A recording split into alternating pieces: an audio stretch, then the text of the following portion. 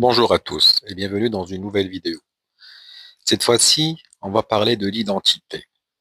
Savoir qui es-tu? Qui es-tu vraiment? Ton nom, ton métier, ton passé, ou quelque chose de plus profond, que même toi tu n'arrives pas toujours à définir. L'identité semble évidente, jusqu'au moment où elle vacille. Un échec, une rupture, un changement de vie. Et soudain, on ne sait plus très bien qui l'on est. Alors, l'identité est-elle stable ou en perpétuelle construction? À première vue, nous avons l'impression d'être la même personne toute notre vie, malgré les années, les expériences, les transformations. Il y a quelque chose qui demeure, c'est cette idée de continuité. Je suis aujourd'hui celui que j'étais hier. La mémoire joue ici un rôle central.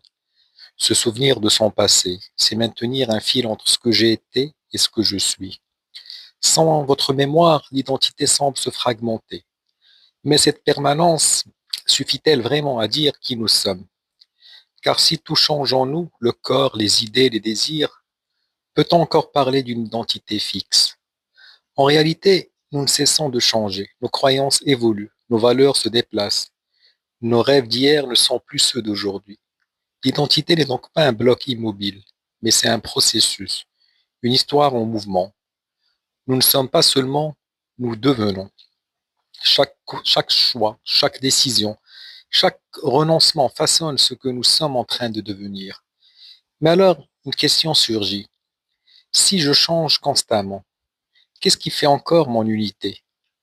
Peut-être que l'identité ne se trouve pas seulement en nous, mais aussi hors de nous. Nous ne construisons jamais seuls. Dès l'enfance, les autres nous nomment, nous qualifient, nous assignent des rôles. Tu es comme ça, ce n'est pas fait pour toi, tu dois être ceci. Peu à peu, ces regards deviennent des miroirs et parfois des prisons.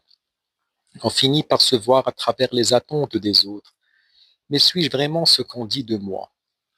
Face à ces déterminismes, une dernière question devient essentielle. Avons-nous le pouvoir de choisir qui nous sommes? Si l'identité n'est ni totalement donnée, ni totalement imposée, alors elle devient une responsabilité.